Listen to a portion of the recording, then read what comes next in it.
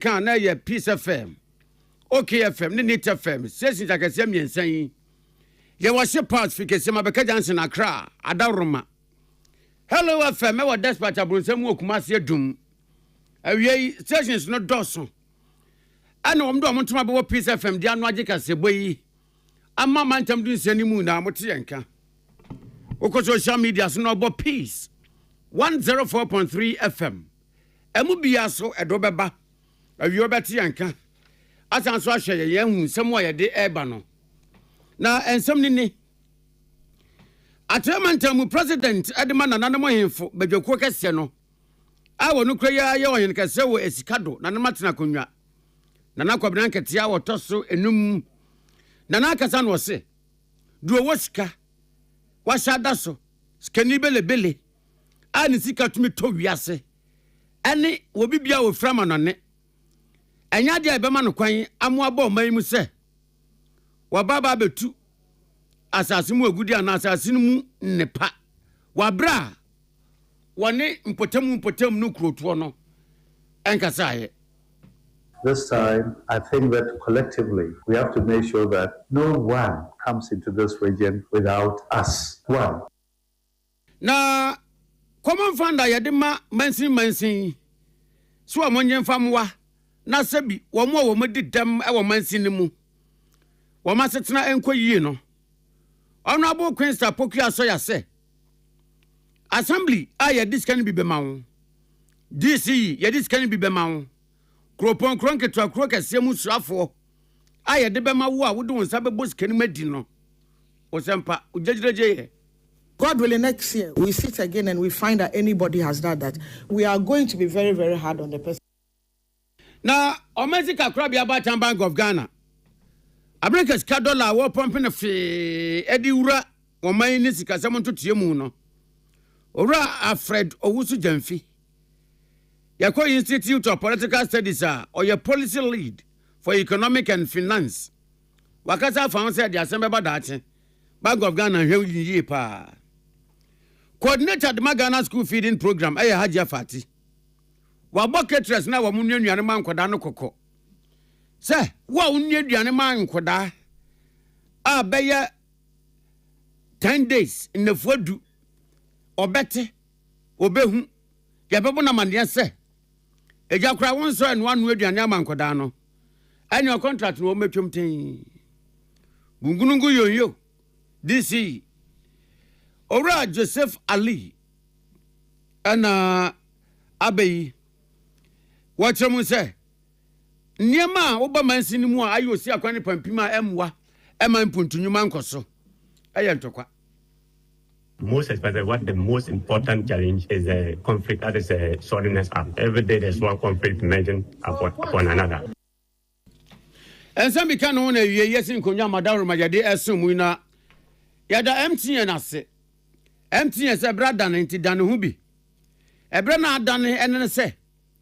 Ukuta mobile phone. Some ana chip bia nhyem. Nanso ebe shock we be ye nwa se. Ubetumi dia ye bibia. Te se dia chip ana sim ehye phone mu pe. We your friend is simless ana eSIM. Oko my MTN, o download my MTN app no a. Ebe tro kwan yi a obefa so obeyi chip na free phone nim. Enso so phone be ye adwuma pepepe. Ana obowura MTN office bia no a ye be ya mawo. This chocolate drink. Oba be ka Jansen ade kam ye say ewia no kokakra. Ama ewie ma ye nwunu nso no onya obeto. Onso obebi etesa no a aya fa nso hye ye. Na fa ade bia ye dinum tea ka ho spring roll nya bad, bo fruit nto sa sweet bad. Meat pie fa boso. Wo lunch papa wodin wom no. De ohia ni enso hye na enso nyu no. Awie yi 1 man soldier. 1 man before battalion magic asebo yi akenkan ede ato me ho so. Ede ama mo ye ohene nana Kwame amo. Ensem ni. Bosumi from DC ayo Rachas apiakubi.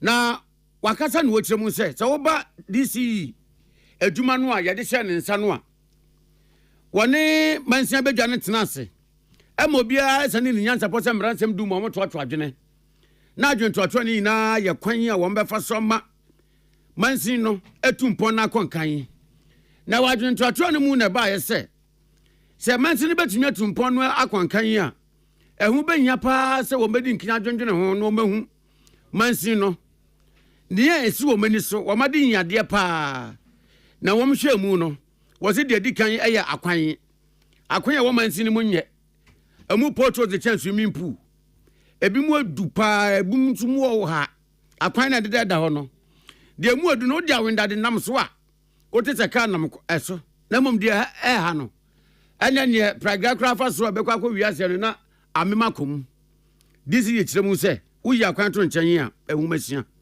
na afei apomden anya yarehwe wasi we ane ne mamiensa esi mansi nani so sekwan bia won bayere wo mo ho aye ne sede se na efata na aboma mpuntunwuma ba wode nsem yitu dwamra wo kopie committee on local government and rural development as a committee wo mra se badwafie wo masin konwama audit report 2024 wo madomo siko ebisebise mu nsam ebiyewu oso babosome frɛ ho a enema enu omudi esie enie Smith Roy Mensin Bia, Asante Mantemu, Yaka, Asante Mantemu, Mensina, a Wafomua, dear Mecasa Busmifro, Yaka Hovipa, Na Yakwan, Yawa How Mibri, Besadiana, Union Economics support, I can see Huma wants a mini, but it means a remitted in surprise. Indiana, Yago, I prioritize it, ye here, dear no, said ye, Titru, Yakwan, ye Suku, Semne, in Pomodena, and say Busmifro in the Padudona, Yakuafo. Na Yebe Queer, Bedon, by a no by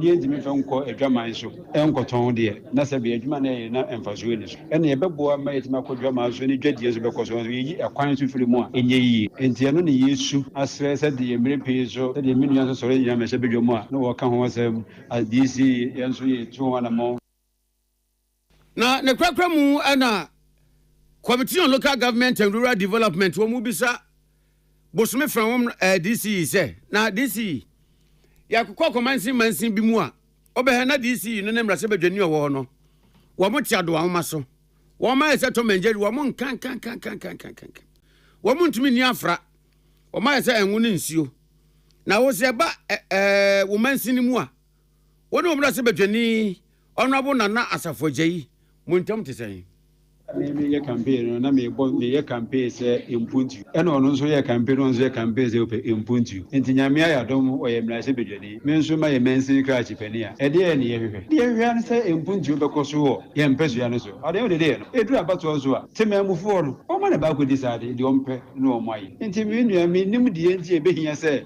e wo say me ni me nua say me ni mfiri amanyukuo mu nti ye besi ye ho akan sebi o me hwehwe fimfiri no so hwehwe fimfiri mu enye ne say o hwehwe fimfiri bia me nija hase na me jiro yo me ni ni ama akanse bi ona manyuku sa na me nim so no so di me ni akanse bi o manyuku yo mu ne mo yase abobeka wa firi wontuma enti wo how bi a e bi we firi na manyuku me so me how bi bi firi na manyuku but with different political party there our common goal is to grow bosome from nothing else. Honorable DC Yorachas Apiakubi DC bosome frɛ ho ana yɛte ne ni Emmanuel Akoli ana na wa setena na se a wɔde ama ne boyi ebra yen na yakwato yamantan Western region mu a ewo ndukropon sekundemu waya Western Regional Investment and Business Center awo ya sadmedie yi a Western Regional Coordinating Council na sese yese wo bodwade akira mansan asoa atoyamantan Western region dia kowia safa na bebi abodawuro abone dede sa mama momra Western Regional ene ne se wo ba wo my Ghana mu a asase mu agudie oil wo ho gold wo ho ebiewu ope bauxite ana afei ndema yetu efra asase mu amfa so wo so ska wom tumi mo aman ye odefo a wo ba to yamantamu a achakana paya e wa asase na sese po enti Western Regional Investment and Business Center yi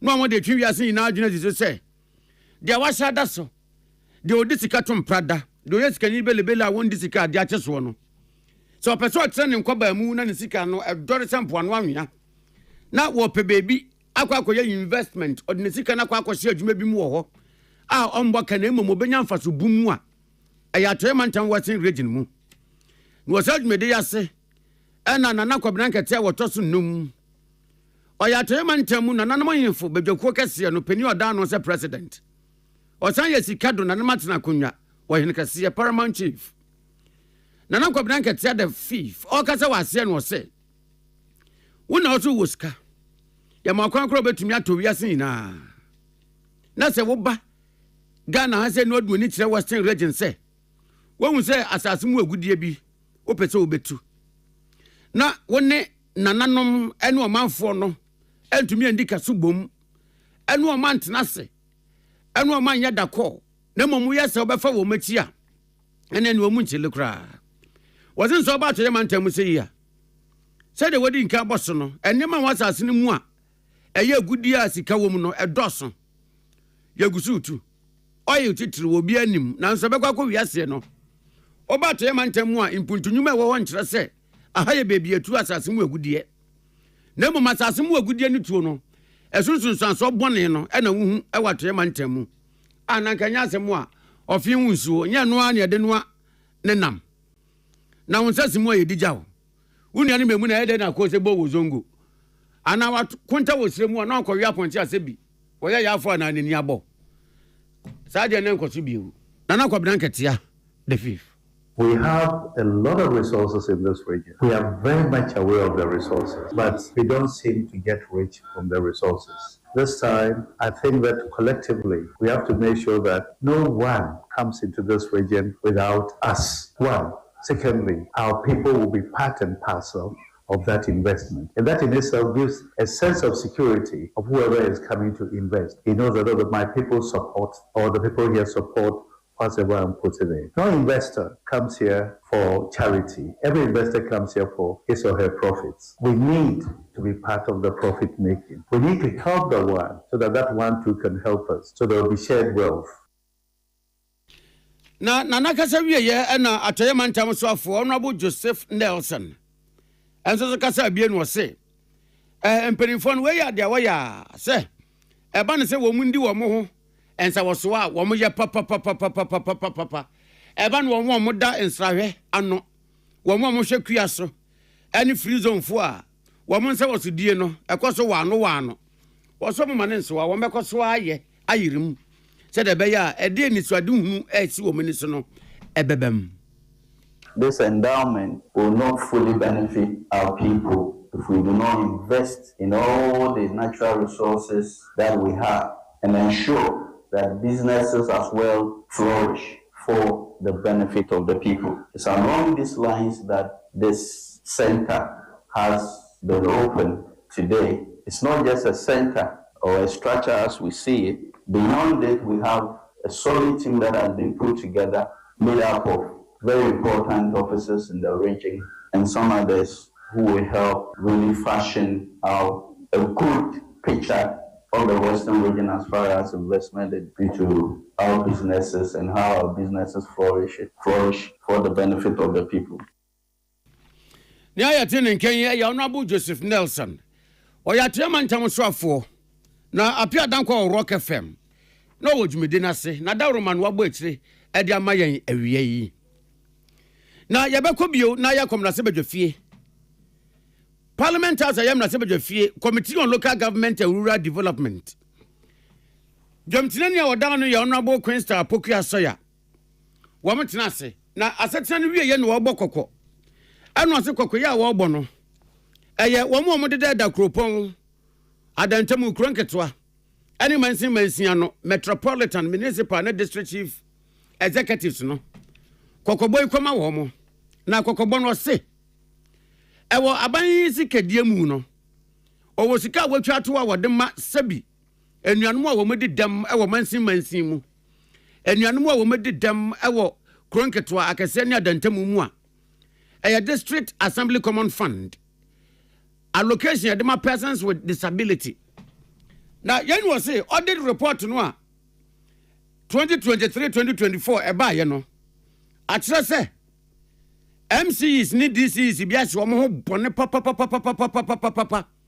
wo ma ye se bofo wonu aboa yafo aba sika ubeje di se o man ne dia ma DC MC se sika yi je na sabi omo medi dem ewo ukropon mu ukro ketewa mu o mansim no sika nchechane kakrakra say wedding cake ana wedding champagne na wo bi anya bi onfa nto no ho do de be ye adwuma fa nya adwuma say din pa na de be ye dan yi o enyo sika fama no wo suma bro be bekwa akoto de anyi wasem atokwa am na nyanya ne fa nto doctor no say ontumi ko mfa na mo nto so wo be wono na asken kan anyi wasem was a report ni tire mu say this is ni MCs bi scan be ka wo mo nsa de bi di ye nie nu o mabɔ mu busia say e kakra wo metua de anyame be ka na kuma no e be di be ye de wo ho ansa na scan o de aba na o de ban so a o de ban kakra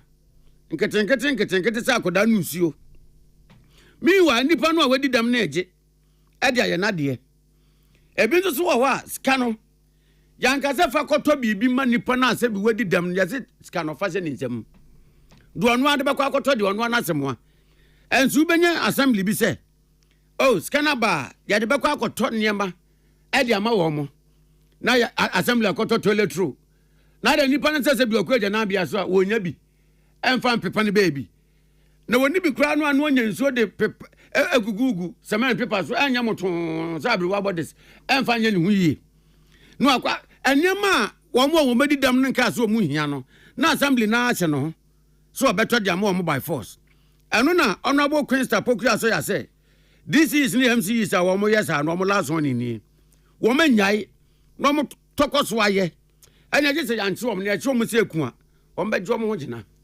Why I am passionate about this is that any of us can be disabled anytime, any minute. And then if this money has been given by government for them, normally when they share, they don't even get much. And sometimes they themselves will use some of that money to be buying items for them as if it's their own decision and all of that. So the way they are being treated, whether it makes sense or not, we don't know. But here we are, we've picked from the report that most of their monies are being spent by the assembly. Then when you ask them from the report, then they tell you that they took the money and that they have either replaced it or they will replace it. Or the excuses and the reasons, for me, honestly, doesn't make sense. That's why we as a committee, we are being very, very passionate about it. That God willing, next year we sit again and we find that anybody has done that. We are going to be very, very hard on the person. Make sure whether it's the finance officer or the coordinating director or the DCE or whatever it is, the chief executive, we are going to make sure action is taken about that person, because this is just not right.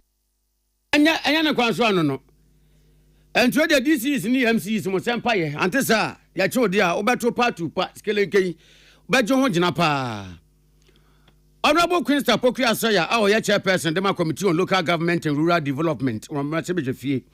Eno kasa ye Emmanuel Akoli. Ena diaman boyi e ba ye. Na ya da ho awo Committee on Local Government and Rural Development.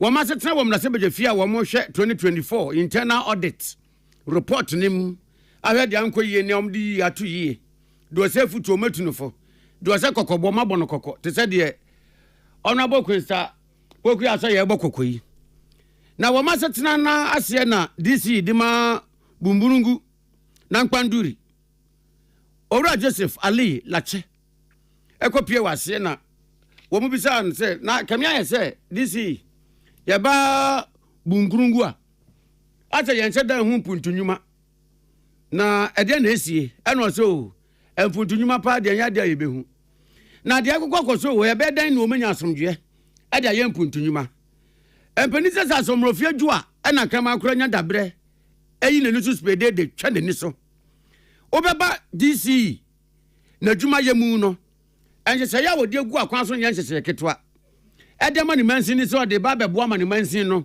atumi atumpon nanso so na yeso ohini we di ayem ama ntokwacha ne akukuru ya sie japade se japade ya tutu wobi achi Valentine edi chiesu obi cheza nkrofo da kra wo mo na ade che wo se so ohini we nso so atonkra de akoma na nyanko ohini we se uyi mi ayi free mu weina ya nema ekoso mansin mu a ama mansin na nkasa na somdwe ni ho timpuntunuma be ye dan atumi aba na se kwa ne ye ya contractor na oba be ye kwan no wate se infomienu dia yem ama ntɔkwa ne kyɛn America for ne akaida for yi a nipa no be daba was wakase ya nipa 1742 ana mansi ni mu amabo kese otu mampa America ran na we nobody ta no do wo bia atu akopene be bia atena esan se bra na behwe na nanu mo info wo mo ntɔkwa yi amma no me so akukuru ana nsasesem wose mansi ni mu ntɔkwa ne de anyame ni mu ni ama kakra kra wo mo de beye mpuntunwuma ne agapade ho no age wo mo de frɛ bambofo e mo bebo ho ban Honorable Joseph Ali Lache. Most especially, what the most important challenge is a conflict that is a suddenness up. Every day there's one conflict emerging upon another. Currently, as we speak, about 642 individuals are out of their home as a result of conflict. They are sleeping married to mosquitoes and snakes. Their houses, about 176 houses have been demolished completely. And we don't know what will be the next line of action. But we pray that things will become better in the near future. And you know, when you are living in a district with so many conflicts, also a lot of conflict, the little that you have, instead of using it for development, you rather use it to address the security situation. And that's the challenge I'm facing over there. But I pray with God's guidance, I think things will become better. The conflicts stem from the issues of land and chieftaincy. It starts with chieftaincy and drop down to land issues. And that is the conflict that we're having there. Like somebody will be given a chieftaincy title, others will say they will not agree. It's not qualified. Or it can be elevated more than them. And that starts the whole issue of conflict. Na ya tini Kenya ura Joseph Ali Lache. Waya DC ema bumkurungu na nkpanduri. Emmanuel Akoli ena na wam na sebje fie. Ewa asetire yase a. Ode amaneboyi ebre yen. Peace FM fiada from Tibraka se boso ena wasungusu a utie yi. Na ewa nsamfo from no. National Coordinator Edma Ghana School Feeding Program. Eye Hajia Fati. Hajia Fati Fogo.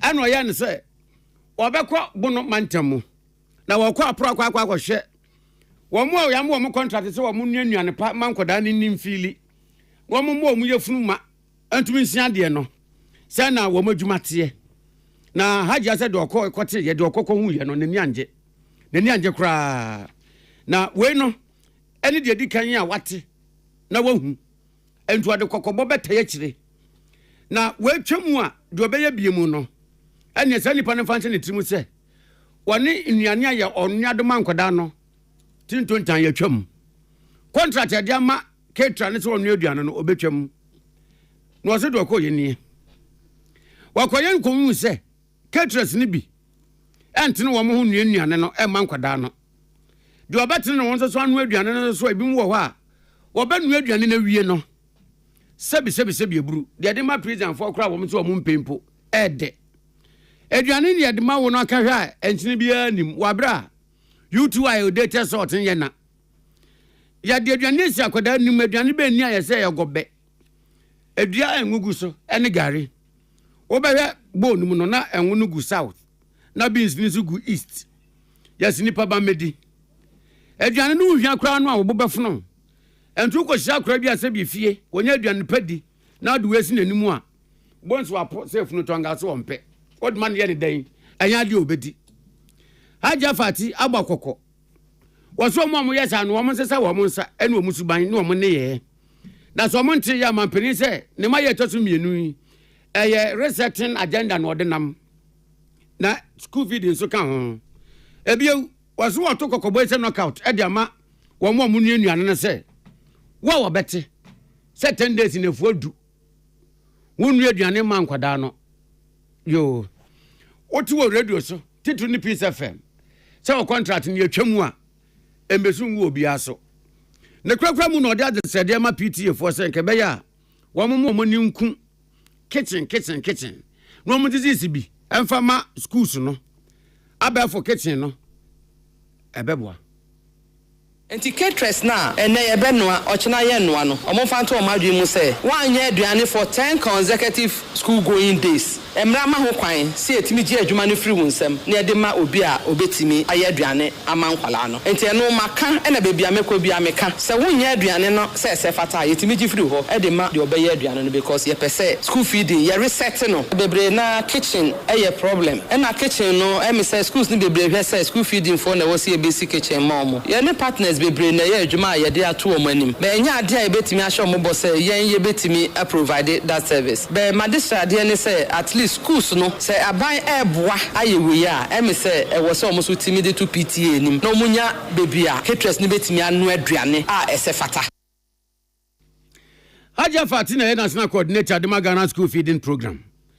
Na wakwa apro no na bono mantam so afọ Joseph Adey akwabo nso so ka ho bi. Samtrafo ne kasa ye mo no so e kasa ye se. We do obesra ban pa se. School feeding no ye ntrem. Titru e wo bono ho no. Bono so wai by tre. School se wo ho doso. Na so kakra bi ana school feeding nuane no eso wo mo so. To dey adesrede won se ba kofo didi mi akromu nya de. Ana nya ba kofo so na ne nana nya brewa. Enti wasra ban se aban moa na school feeding program ne duane no. Aban tremu bagaya se poso. Nanso akoda bia enum. The only few issues that I have is that the program has not covered so many schools in our region, and the numbers given to the schools are also somehow not enough. So I will pray that we expand the program to cover some schools in the region, and also if we can do something about the dairy payment, that will also help so that it will improve the quality of food that will be given to the students. Bonoman tamso for Joseph Adey akwabo ne tie nka no. Na ne krakra mu no. Head teachers are wondered that schools ahodo e wo bono. And school feeding nyane na yeyi eso wo mo nkwada so. Ebi ene William Arthur a wo ye UTV bono mantam mu amanabofo atwetwe nkomo na de okan ye ne. Ama ekosro increase because of the feeding program. Said the Midday kai I will no ebinum fraba odi kan bisa madam me pa che mo feeding program wa ha. We say we say nti na ode me ba na nti ama enrollment no increase. Na emofra no so omo ba as compared to the previously say obe school me ade achi a o ma me sika na nya aduane say mankwara no omuba na sese no so aduane no hu say sayabem feeding na boa school yi pa enkanka ne omo na onni bie ama school no enrollment no akosoro ama absenteeism so eto atwa isansa abofra ne nim say onya ba school ko ade a obenya aduane hot meal baako edia ema no anije ama otumi disua ade nti school feeding no aboa police school ama enrollment so akosoro pa. Ni aya tin ken aye headmasters any headmistresses are wom de that schools how do wo bu no no school feeding program yi eso wo mo so William Arthur aye UTV bunu mantamu correspondent no de amanebo yi e baaye na ye kwapie ye mantam Eastern region mu abaye dwuma kwa shop mu den anya yarehwe so e we pie ye mantamu Eastern Regional Health Directorate ana ye ne say cervical cancer yare yi a masabi mawode ehontono etete mawode mawode nya ne freedom and justice wo metu sisa na wo mesia no sense ye say bambo atrema wo hoyi eye cha yare sabo kiti baako prevention is better than cure and abro bi say provisions is better than cures ne santi is regional health directorate wo mabodwa akata mansan yina say ukwada etwemu ye nene nansa akwa kwesi ada ebeyi 12 October wo matwesi wo ade ensese ye ne ntotoye sanje se ye ne ntotoye no wo mu di si cervical cancer no ewe peye mantamu ebi ye dewurubo ebi ye kasakire ebi ye adesua ebi ye ahobambo de wo se obaye se de be ya yare yi enkoka no bie ene bi nso so immunization ebi ye vaccine wo mo de mema na yeyi na emra djubede yase Isi Regional Director of Health Services. Contract for Penia Wanada. Apomudin adwumakuwa no ewo peyama ntamu Dr. Damian Punguyire ekase wase na wo kyeremu se wobesre wo ba bia titru oba wadi free mfinsia nkron 9 ekopim mfinsia du 9 se nia wo mo ye ne na awotwi ye ma ne yinu hu mfrim na wo ba peyama ntamu a ema wo madi free mfinsia nkron 9 ekosi mfinsia du 9 14 a wo mo hwese safoni na novasin no a yade ma wo atumi bo ho ban eba cervical cancer yi wona ne beton kwanta apai no eye 202,194 na waso obesre abatan eni wo mo hwe nkwada se wo wa akwada o ya ba ya a wo different finsia nkron ekosi finsia dunan a bomode wona tiko yire no hye no na wonfa no wonje dia wo mu yeyimu esansa nyame anim nie wotwen na se bia wonyini bia na wenya wagefo ana wenya no aduro ana wensia dia wo mu yeyi bio wose nipa bi nenam de toso mienu keke kansem bi fa vaccine ho eno kra na ma nipa bi aye o madwene se enya dia wo mbekokra ma vaccine wo makogi bie ahye bi kika se wo yo ba na akona vaccine wo de ma wo na upulu mpalam o kingdom of enwanwa wo bekeka osase egu apia aje wo ko amiyese wo nails atentantentan san no otumi adwi wo se nya no kura da ebi se vaccine ye de ma wo sabi bonso wa ya si liki ase kan water tank abo ana akwada no nsuo wo se no nya no kura dia wo bete afa vaccine ya wo de ma ho bia no sinipa no hu na bonike anya no kura da na yenhwe ne yehu se sa dia wo mu yeyi ade bi atumi ku nipa ewu ade nipa to na nanu wonsie do no e kan hu bi. The cohort of people that we are targeting are people who can take decisions on their own. So we think that we bring them together to give them opportunity to ask questions directly to us as leaders of the service in the region. We'll help them to appreciate and accept the vaccine. And also getting the traditional authorities, the religious leaders to add their voice will actually help them to change if they have any reservation, to see that we are all one. And the chiefs will not encourage them to take something that is no good, even if they were entertaining those fears. So this is very important. We think that we need to still bring them together. We expect that parents will encourage their children to take up the vaccine because, as I indicated, it's free of charge. It is very expensive, but it is for their good that the government has made it free. Now, and what's na and some trouble bisa doctor, said Dr. Wede Wadaro Mayesrewo, say obi your bana say Obana vaccine obewo bia ensunsanso bia nyechira na ya beko ya ko beda wo no ba bia be shia bia traditional leaders we shall be ho da wo say awofo ya ma ane ya nanam no mba pane obi no enyi esan say o mu ni gidi say aye adepa na me anim ne nokre anya ma pi koso a ekire say vaccine na aba no aye safe ti nyina ya de beka ya free ma fasi nyina no ya bo ya mpane mu bri na ne krakra mu no mawre hene o was korikofo dua na na odame boadu aye boafo wono kwa na ne ye dwomtine ne chairperson ewo dwumede na se wode to awofo nim ene wo mo amuka be mu no mo se agina ewo epeye mantem nkro to awodo ni na mu se sa dwumayi a Ghana Health Service nkrabata we epeye mantem mu eye no obi amfa no hunyim omoda wuro nkyere ne manfo titru ne emma na yariye yi yentumi sia no na ahadwene dache mawre hene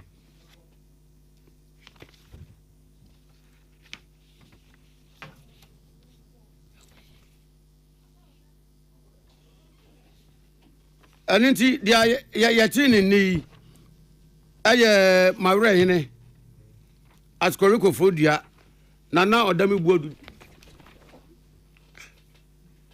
yanto aka se bono so na Ghana Immigration Service abrantia no ye adwuma wo ho aye friend Steven Kin Amoa ane ntam din eye otumfo nana amanebo a efa ni wo ho munum dada sade ni pabonofo bi eya ne nyado age ne krafri ne nsem ya womde se carpet mu moamoa yetwa agatu no mu senka wonse danso nyame a ompe bone ensu atutu nti edum ye ama ekire ye kunwa brantie yi asem no wo court udi na nebusuafo ena ewie yi womne peace fm akata no se Ghana Police Service titu ne nkrabata ye ewudie mu nhwehwemu CID Criminal Investigations Department womo do ma se papa any atembo adwumekuo Judicial Service asemi ba ye police any CID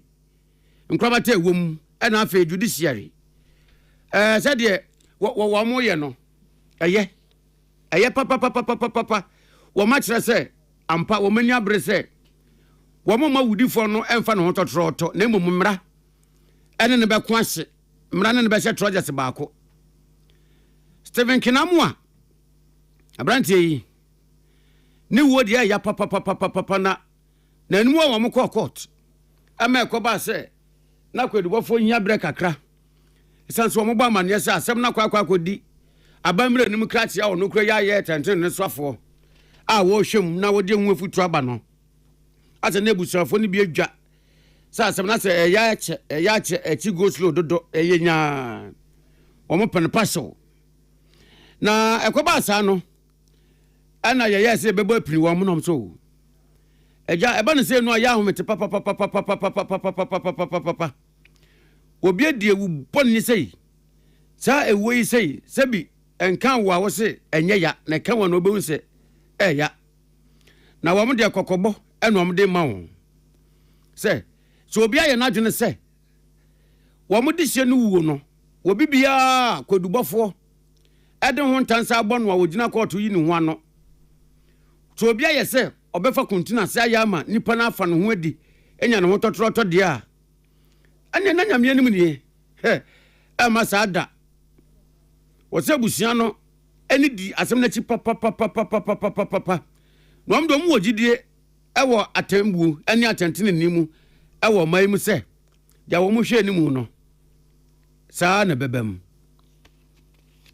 no krani se yahwe be bosme miensen ya asemi ba ya na yahwe modern ma Ghana Police abwa ya busua yentimi nyina ba bi nka se dwumadi a omadi no enso ye in fact ye ni sopa ya dehye no ye ni pa nyina na asem desi a ebe bosme miensa you can see many nipa midi ade na tie mehwe ne police fo aye director of CID hwehwe mu omguso omo ya abusua mpre omo ho emfa pressure ma Ghana Police ma omo nkonko pre omo ho ankonko pem ye kubia busua ye ni so ye ogidie mapa o Ghana Police mu ni CID mu ye da maame na se ye ogidie so o courtum because ye call ye no a process na sere ne ye besere se de bia ye kan no se bibi fufuru bi wo ho na omo beboa ama na kontem a abusua ni beje abusua ni so ye Ghana Police ni CID boss ye no na ne kwakwa mu na namu ako ekasa eno se lawyers wo mo ejina diama enipa kwadubofo abo mu kwadu se wo mo nom di sansem mone wo mu di ewi wo mo makwan na emra no nya adwuma se di asem die ne koso no enkoso so emomu ntwintwan kwadubofo na mu emomu ntwintwan court na mu na wo bo mo kokko se wo mahu ebusafo na hu wo mo treka wo mpese wo mo ye ebusafo hu one person mo ya na wo mu dila asem no na anka asem wanka wei ke ati ne te one person lawyer si person mo ya na asem no wo mu twum tan na twentwa ne nase wo se no mo mpa de se de busa na wiata so yi awie yi na mse no eya de wo be makwan no cre yahwe nua no circumstances of us wu ye na Ghana mra kwa ye se obi akum nipa se kwatwa se oni obi mani twitwaje no a ye kɔ ne ete o ma no asem kakra in fact na yakoma ye ya na nso ni nyina mu no afutu ede be mo no se omu nyina cooperate na ade ne content because lawyers ni are very much aware what has really happened and so my madwin so mbe play the late artist abusua de ye ka kire o mo ne se de omu ye bie nkosi hwe ye ogidie se evidence ne niema ya gada de omu po omu nkofa Ghana ha nyina lawyer panyini pa ma ne metwitwa anye wom yenim se enkosi hwe nanso yesre lawyers ne se mo me kanse bi ma busua bumfu because ekunu de hye twitwa na hye no tini hunu se de odi hye tie ni a na obegyina ho e defend no kanse bi a ebusua beka se oma na dwene emra no ho so se ono so eni party se de yekunu na yetini nken eye immigration abrantie Stephen Ken Amwa ane ntawudin ye otumfo nana ane pabonifo bi ekunu no ni nua bema ni nua nimpon na na akwesi amoako na Abdullah Dasmani ene ye Peace FM yensem tire ni ama nbofo a wono no twetwe nkomo ekire se busua no ya me anim no omani abre pa na yansa kakrata de free New Patriotic Party wasona manyokuo NPP na krata yi free womatena yekese ye headquarters krata ne nsasase eye William Yamwa oya secretary edema presidential elections committee wasona manyokuo no mu no committee na womapa womse womohwe na nyame ya adomo afefofro 2026 aba womo beto no opepon January ne de twato de yi de obetu franka de ama MPP amanyokuo no womo hwa ntoto nyama bibia kama no kwanso committee no wana ye secretary na krata yi ode ba ya wozi Peace FM yani aka amansante yana mansantie enti yema titru no osonoma enu obibia na nidi NPP amanyokuo womo ensese ye chi se womo ba amania se enafie yi ena mpanifo be ye nsese ye ne ntotoye na adehye ne titre ne animunyamfo baako num a womo age pene se womo besi akan ami ato so abayi mu baako se franka tuni dia ma amanyokuo no ene eno mo se ye se womo ye balloting broni kan se na do pa che ne se womo din nsese ye ne ntotoye begu akwan mu aje se ballot paper no a womo de beto aba no enipa num no ehefa na obi a beda do obedi kan do obeto so mienu do obeto so yensan na ne enum e wo ballot paper no so na wo musia ai edin se ye ne ntotoye no gu akwan mu na de kowie ye ne se wo beto aba ne bi e de yi franka tuni a ya de ballot paper no ma wo a se na obehu no akompra ko Kennedy ohine Japan ena ofa number 1 ti ballot paper no one dikan de otoso mienu eye honorable Dr. Brian Echampon no otoso miensa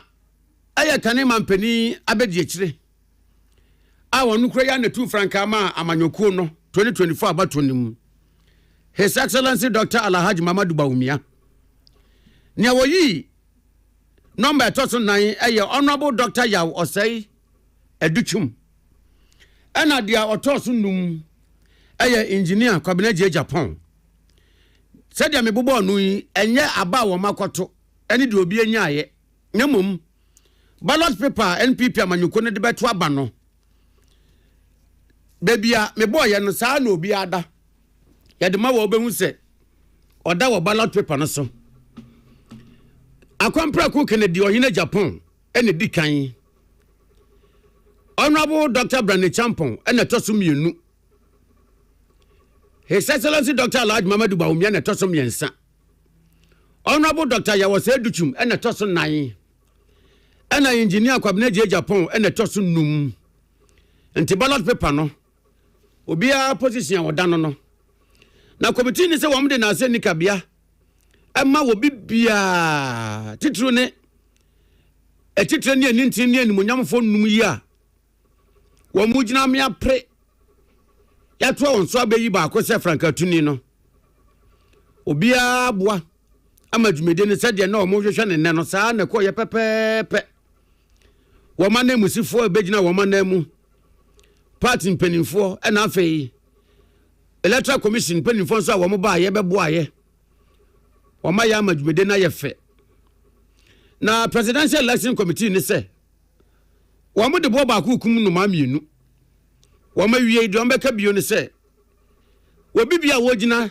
apre frankatuni dibrani bi no e ma no nanso da ye enwene ho da se obi sebi ebesisi no ana wo bibia ne triangular wayo wo bibetwa kwantomo ade afoneti kwade abesi nanum dabi wo mu nsisi obi abato ne nsese ye no fitre minato zinabu A to Z krenkre to krankran emu beda wo fine katasum yemiaso bia nim oba MPP amanyoko no mu a wo mo de kabi mami nkabi nsese ye adwuma eno so na bedi hene e wa ba wo mbeto e de yi Franka Tuni e de ma amanyoko no krata free New Patriotic Party titru ane Presidential Elections Committee wo aba enawie yi eno no ya ba kwansan foforo mu Penny Oya policy lead for economic and finance our Institute of Political Studies ora Alfredo Wusu Jamfi woni Peace FM akasa na yankomo no na agina o Mexico krabia Batan Bank of Ghana na nibra abrese o magana sika samon to apeni apenten enwie dontode mu samu akuni adu na mum ebegina na so pim sa wendade Bank of Ghana etu anamo ba akubi amod $1.15 billion. $1.15 billion. And now what company say for at the room said the beya Ghana sika sidi no na ho odi ne begina so say aso ayedi nu abe ana aso ayedi bon kofie ana aso ayedi nu abe na sa na moya Bank of Ghana etu no ana owura Alfredo Wusu Jamfi yene ne nkomo bomo akire mu say Kenya bado Kenya bad de nanso so ekira asem so ye say tua yetua na nemum ka twom ne asem no wo kire mu say ntie osusu say the Bank of Ghana eyi anhwa na edi ekire sunsanso obi aba enkowie.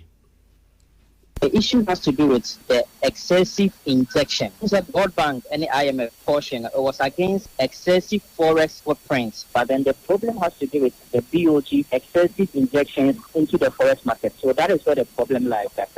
So the alternative has to do with from May 2023, MPP are banished something we call the gold purchase program, and then they want to ensure that the local currency, the domestic currency, has a much anchor at time than a bedding. So Russian countries around the globe, most economies have gold reserves, and these gold reserves ensure that they serve as a buffer that complements the gross international reserves from where they or more.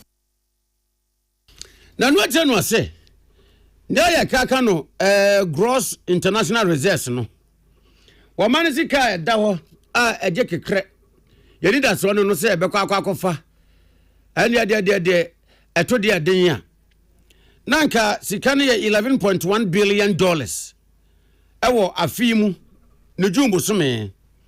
Na so fiti jumbo some no besi September ye de ko na wie ye nansen mu no. Sikana so at efiti $11.1 billion. Abedu $10.7 billion a. Was say ha dwen na ni na agina Bank of Ghana na mo ya wo matu no so. From March 2024, they shall appear with 2.7 months import cover. And you pay them around 4.0 import cover at the end of December 2024. Now, Ushe Bank of Ghana, I didn't know more now. Since I'm a reserves inside a swap tape. It's a reserves in swap tape from 11.1 billion in June 2025, 10.7 billion in September 2025. Into which Bank of Ghana, more actions no more now. And the issues are so funny, Brian. In the idea Bank of Ghana, they are choosing temporary solutions over long-term sustainable solutions, and that is already eating into what our reserves now. Na ne kwakwa mu na operi Jamfi boy amane se ye se afi 2025 yase emra ya de ne bosumi nan di kan ko ne wiye no and a Bank of Ghana at the $1.4 billion ewura adwom se surudu so de boa ma ye Ghana sid ne nya hoden eno akire yi ye de afini chichemu enan no mienu no so ko ne wiye no na Bank of Ghana send $2 billion wa pumping say for e de wura adwom say what de boa ma Ghana sid ne nya hoden ena wa send $1.15 billion enso wura mu yi no enti afi nko no $4.55 billion. Now, Bibi Kafan. In the first quarter, Omu injected $1.4 billion into the forest market. The second quarter, almost I injected more than $2 billion into the forest market. And just about 2 days ago, the new communique about say inject 1.15 billion into the forest market. And to share the total injection no more push into the forest market now. Cumulatively, it is hovering around almost $4.55 billion. There are policy lead for economic and finance. Our Institute of Political Studies. Ora Alfred Owusu Jamfi. Peace FM yensem tren yaman before George say and an ball and komoyi. Na Health Facilities Regulatory Agency. Atamun kan abo mo say wo mo kokoko. Nyaresabia wodwo ewo enkranya say ya. Wo mo su fra ya afo ne se bi wo mo mfa wo mo ntia pose wo mo mra. Emeja yarehwe no. Wo mo yeso mbesi akire no makohwehwe. Aso ayarasabia no wo madwuma wo mo yare tesɛn adwuma wo mo yade asankrofo yare ampa ana wo ma yare hwemu no emayafo yare no ekosoro na emra Peace FM ye ne Dr. Winfred Ban our Chief Executive Officer Dema Health Facilities Regulatory Agency kasa ye no ano se wo ma probo no ko wie se ayarasabia baako dunson ewo nkran ase yia na hia se wo mutum etu mo de padlock an kase chen bronya mpaboa tum se kunkudon se mo mumie obi prakra no a emo mo fa Johnson Valet kra mfa nye nipa no kruso nipa ne mabu kra mo mo no so hie se o mo de tawo tum atwetwe ma no ade bi afa yare hwe no wo munyaye ente mo de batan wo ne se sa health facilities baako dunsun ebi wo wa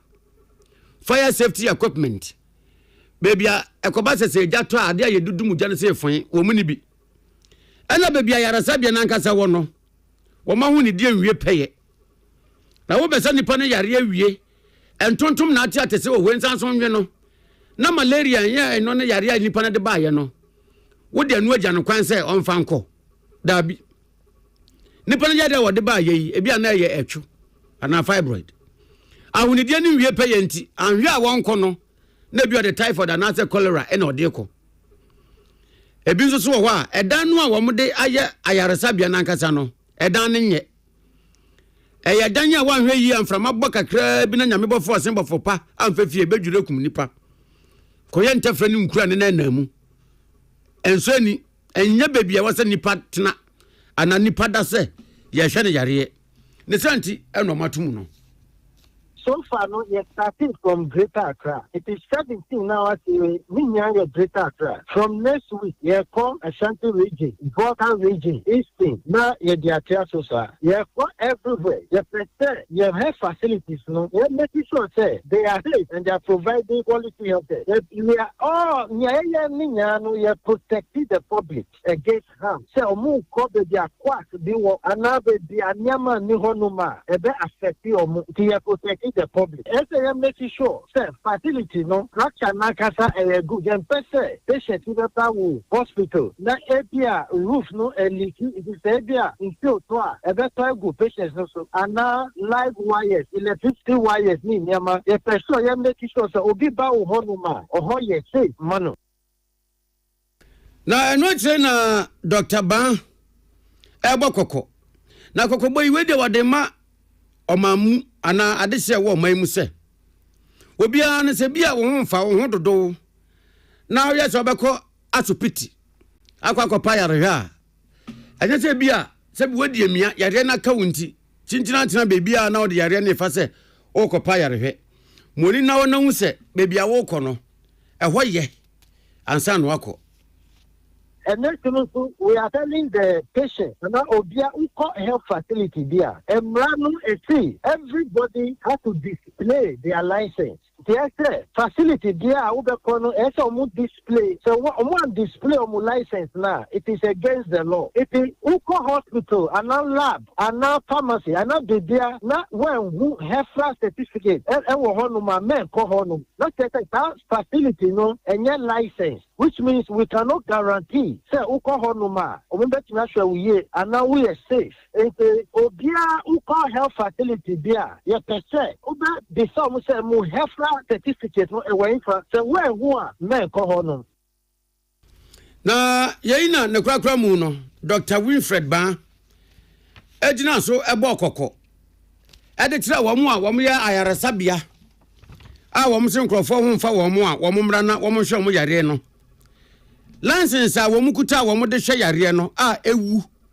ebodan wo mu de ye exhibition ede dada nkrofo so mu license enso license na ewu a wo mu renew ye no wo mu ko renew antisa wo ye beba bechew so license a wo se wo ye ayaresabia license a wo de ye ayaresabia na ewu no asotwe wo edman it is a law now, see, when somebody commits an offense, he said, operating without a license or expired license, no, we have different things we do. First, we give you a caution and give you an administrative fine and give you like within 10 days. Say, now you have your registration, now you have inspecting, now you are making sure, say, the guy is fine, now you have no license. I said, no, and that one, so say, amount I want, you know, now 1 year. After some time, no, that is when I have now you close it down the place. Sometimes you better have 2-3 days. Come and submit yourself. Now you have your inspection, now you have your license. And no say 1 year, another year 2 will facilitate no more. Now what could be here? And no, you better hand you over to the police. And then we take you to court. And you can be fined and jailed. And to land is a wua. Konako renew a simple and tietia. Dr. Winfred Ban, a chief executive officer the ma Health Facilities Regulatory Agency. Na client na kwesi amu akuna ye amana bofo a wode amana boyi ebaye. R122 eye krisosumu mmakuo bi a wo metu ediesi wo mo enwo se wo mo bebo ma na emwana wo mo de mama no de dikan eye sunsun emwa ana biyu ema asetena yedie a enam gidie nimdie ene asetena pa enhihye mu na R120 ekrisosom mu makuo yi bosum ye October ya eye bosum ya manse na etu esi wo se ye nuanom ma wo mu Miss Lolo Antaraba Panasonic esiata bojobojo emanufu yema hu de wuro mfantre ema so obi amane nya nasem hia se e wo se nanufu no hwe ne yi esan se ono de wotema no de ahye nufu opieto bodetim no de bo life de nanso so ye wo mu a wo munya so mfaso Pius Willie Peter Square George Nkan ani ni papi so mu hu keke omo ni boso kra no amomu BP se ehuru kwaso se helicopter na mwiem kra BP ni ba fom ben down low e mani nim sade sebi enufu no anyame bobo ye disease om kokoso na ye ma mema ko bitumi hwa de ne ka kotogotem ko bitumi hwa ma wonam zebra crossing mu ye ne se jama wonam ne fie kapete so ka bon so aben pen ansa ne ni aba no so wonders a menu for the do enti aya na se problem bi ba mu a na e ha dwen pa ne santi ana wo mu ya ne se October yi wo mu a ya twe obi a dwen di esi so se e ma Miss Lolo ya hwan wasam nka no R120 ekuyi ene challenging height eka boom Efrema so bia wo pese Obama yehwe ne nufum se breast cancer yare yi ebi aba ebi nam kwan so ebi mba na ebi nam kwan so a waje nimdie ene ahobambo nsam de akọ na ema bebru 80 edu woche ne baaye e won kran ha ema a doctor for do omanufu tu wo musam se emore down no wo mu wasta ya wo mu dimia ya tise de yeku ye bodua na ye mia pimples ni bia boko tise de wo hwese pe bia gono na odi edugobe ya kama wa ababi wo mu no se fufuo mu aba no na ya kire okwan ni nro na breast screening Pentecost Hospital wo Medina emuna enimdifo a woma weda yie ma se de yeti so obenu fum ehu se problem wom firim ba ya wom ne ema no be yes screen na Leticia Gadjekpe oye senior nursing officer Pentecost Hospital Medina Obase bi Dr. Amma Ajimendua oye senior medical officer and quality manager wono so bai ama man na wo mo bai ase no enye wo mu nufu no nko an no wo mu suso mu miamia ye hwe ye se problem bi wo mu ana se problem bi anim na mom wo mo san so e kasa kire wo mo efa nnuane bi a eni kwan se ma edidi ni rough so mo hwe o meduane die yie ene lifestyle abrabo bi a eni kwan se wo mo de ka wo ma brabo ne wo ma setena na montuo ho na nkofa yare bi amma so hu ena nyeme bi a wo so mo ye a ebetumi esi breast cancer ano wa wo munya bie na wei eya na montuo a esefata na Mrs. Ado Ahido Mrs. Hannah Ado Ahido our executive director dema R122 wakasa wodwumede nase ana wotremu se se wo hwe ekuo yi a wo mde so mani so se de maba amane no so metu sa na mo di aboa titru ema pa na abribia no a bibi fa ema ho ebepie no wo masade no masidie so wo mbe ne se de se na efata na ma ema wo masade ene asudie wo maimu asase so ene abusiam ene titru ema mema no wo metumi aye ne se de se na efata ni se nti ogina so etufu se emema wo mso so nuso enufo no eso wo mfaso de ma wo mo no wo mo ma breast cancer awareness hia wo mo se eni ha wo mani die betosin ya ba me ka se bo no so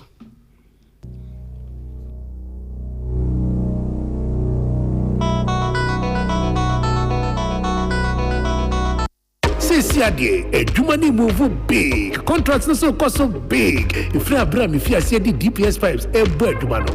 No complaints, no excuses. Smiles and kwa.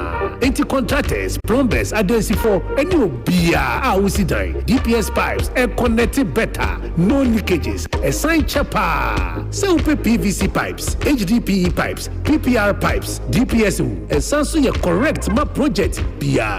Fresh ACR 0543-662-727. Pomechina Kwan was Sprintex Road, Coca-Cola Chilewa. DPS pipes connecting you to life. So I come out show. And I bought peri the Bronican hardware no. At the end of the say, that's how yam so timswe. Weber packing a farmer, Martin's liver salt, Chinaquay and Tem, as she and Shagu glass more at a Martin's liver salt, no back one no, now dear goom. Uber who say, who a glass in the moon, now one no. Martin's liver salt, you want orange flavor, and a bacosia plain. One more or Hobato, Lemon Edina no, now home to war, who doctor. The luckiest everywhere. Day, Mintin Kakeko, Miniman Kasa. If you say the luckiest season 3 Asayaba. Afe mami chewo ekwan a wo so nye wo ticket but star 712 hash na di esise no so to wo ticket ana se ko internet no so na bo thelluckiestafrica.com se bia me community ticket no so na you wo lucky number wo betumi so ama system na eyi bia ma chere ahia wo pese wutia every 1 Ghana cedi posi 5,000 Ghana cedi wo betumi mpo ato ticket no ama obi foforo ye obi hero wo pese wutia enye den kra sa wo Ghana for mobile money tia na sa wo amanone dia for bank card tia ticket baako ebo sika no ho empay ahanum 500 times we ye massa ye pay there will community de benyanso betimi aye emohu edu 10 times inti yen kambom na yen lucky na luck bebia shamo hoso enye ma wona wondi infiedu watching luckiest jumedie yi enele imrata chire wo Caritas lottery platform no so. Tune it in, turn it up, Peace FM, and rip off the knob. Telefone ashefo em makwa ba premte breakers yebo wo Peace 104.3 FM so eni enafie ye bedam asiama mumuni tie na yes, say a breast cancer awareness month. Enti obi bia no a unya sebi emenu fuso mfaso no manenye wasemihia na munye Caleb attachment ni bia oba ya sei oso no ne de chese yenyensi October mu kra no wo hyase June eni oba akura wo share say eni eze di ajo June, July, August, September, October. 5 months no biba. Empokua ni kanina jinjina wo say watermelon wa nei. Atiegu say pana rubber. From June. MTN say ism and assembly ni na say. We a technology we ase konanim. E mane nya wan say obete say. Obi say me mobile phone ekuta me. Chip bia nsem. Sim bia anim.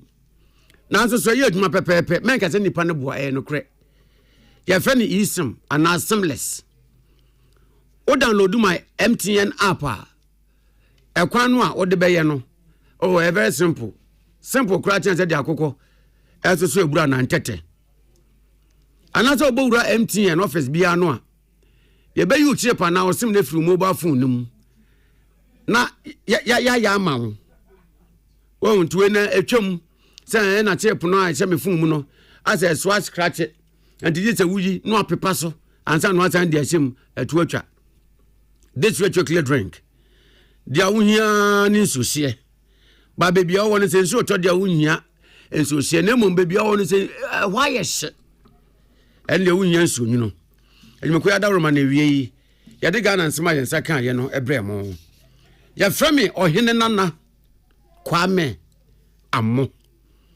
Ubeti enke bi mu okase bomu a na ye yumre no nsia. Ya dem ase amamoniti. Tune it in.